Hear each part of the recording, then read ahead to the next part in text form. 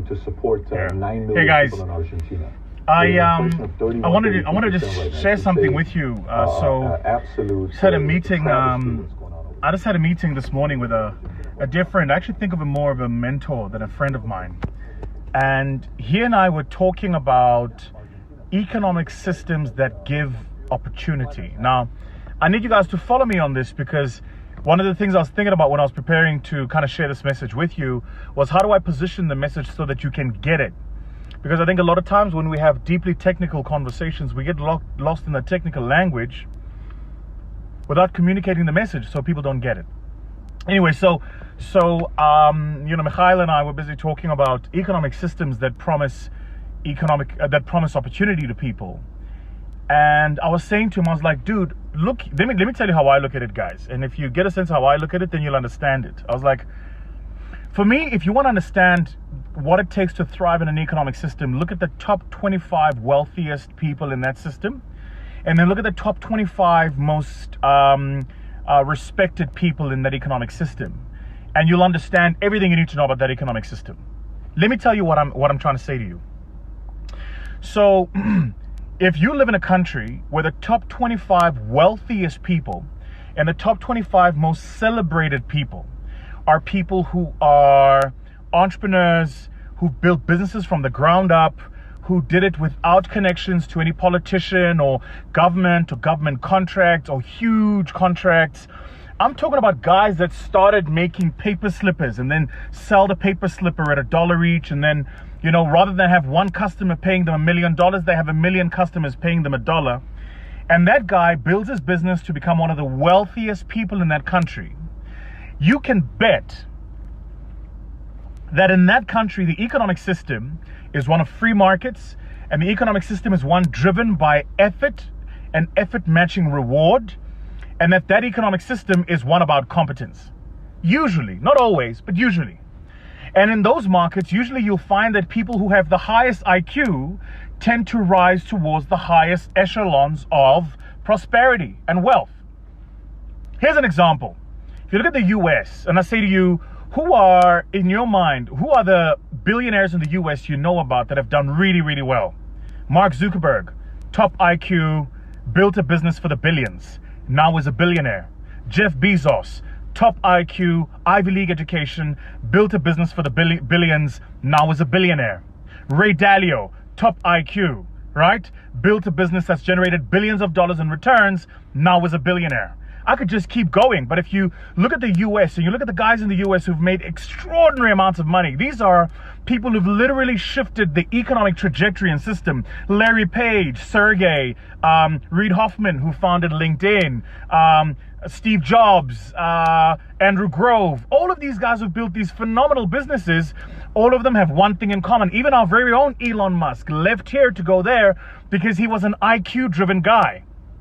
And he recognized, and I'm going to make the point, that we don't live in an IQ-driven society. So he went, I've got to go where my strengths give me the highest reward. I've got to go to the environment where I'm going to generate the highest reward based on my strength, because I'm the kind of guy that will build a business that is driven by competence, not connections. Does that make sense? Juxtapose that with many of our own economies here in the continent. And, one of the things I've been careful to do is I hate Africa bashing. Like, I feel like Africa's been through enough. We really don't need to be bashing each other. So this is not me bashing. This is just me reflecting. And I'm open to being wrong. If you guys think I'm wrong, just tell me where you think I'm wrong and share with me what your own perspectives are. But if you look at Africa, and you look at many of the continents and many of the countries in Africa, look at Latin America, look at many of the countries in Latin America, look at Asia, look at many of the countries in Asia too, because we love to talk about the Asia countries, but the truth is that their economic system is actually very similar to ours. Even in Russia, economic system very similar to ours. Those economic systems are not necessarily driven by your level of intellect or competence or cognitive ability. Of course, you have to be smart enough to survive, but you don't have to be the smartest of the pack. They're also not driven by your level of competence, because there are people who are much more competent than you who don't have necessarily the same access. What they're driven by tends to be access to power. So it's about connection, not competence. And they also tend to be driven by access to massive state-funded opportunities that can generate instant wealth for you. Instant wealth. So in those markets, all you got to do is be close enough to somebody in power, get access to an amazing opportunity that generates you instant wealth tomorrow, and you're sorted, you're fixed.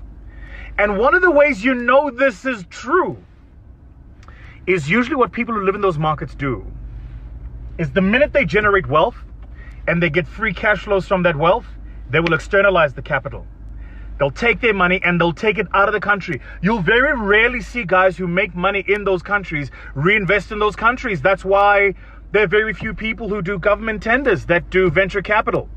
Because why would I take my money that I'm earning in a government contract and invest it in a high-risk alternative asset instrument that is highly illiquid and where I might lose my money? I'm not going to do that.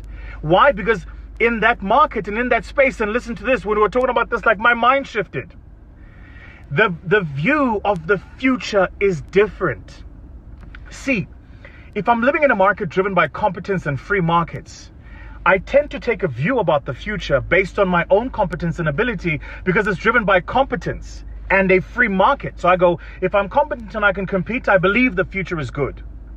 But if I live in a market that's driven by connections, then I don't know what the future holds, because if the person I'm friends with loses their seat or loses power or is out of office, I don't know where things are going to go. So what am I going to do? The minute I have money, I'm going to externalize it. How do you know this is true? Look at who buys the properties in Switzerland. Look at who buys the properties in Monaco. Look at who's putting money in Liechtenstein. Who are these guys? And where's that money coming from? So how is it that the money coming from a country is not being reinvested in that country, but the people of that country are looking for foreign direct investment? I'm confused here.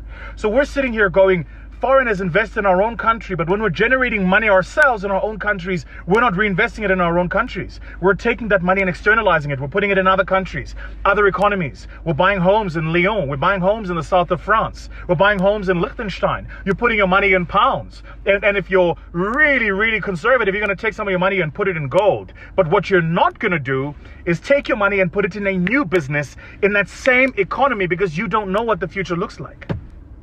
We were just having this conversation. I was like, boom, my mind just shifted. And I was like, oh. Then, and this is the final note, and I'll leave this with you guys. Check this out. The cost of all of this is that top talent leaves.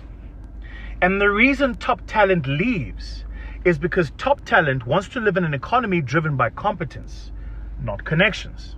So if I'm top talent, if I was top 10% of my class, all of my schooling career, and I'm top 10% of my performance quota, all of my professional career, but I don't have a real chance of generating long-term wealth because of the system, I will leave. And I will go to an environment that's going to leverage my assets. Boom. So where do you find, go to Canada, go to the US. Some of the smartest bankers are Nigerians. Like some of the smartest people in financial services in the UK, Nigerians. Some of the smartest people working in technology in Malaysia, Kenyans. Some of the smartest people working in construction, engineering in Australia, South Africans. Some of the smartest farmers working in Eastern Europe and the Middle East, Zimbabweans. Why? Because top talent will go where it's going to get rewarded and where its asset will be leveraged for its own personal benefit. Boom. Like we had I was just like, Yazin, Mikhail, that's it. You win. L'chaim, you win everything. I wanted to share that with you guys. Now, what I'd love to know from you is comment below if you know a friend that you've seen leave a market like the one I'm talking about. Comment below if you know a friend that's left and gone to Europe, gone to the US, gone to Australia, gone to any of the places that have more free markets where you can generate economic wealth for yourself without necessarily having a close connection to power. And tell me about this story, because I think one of the things we're not seeing is we're not having a broad-based conversations about the real economic cost of us losing top talent to some of those countries. That's it, guys. Take it easy. Cheers.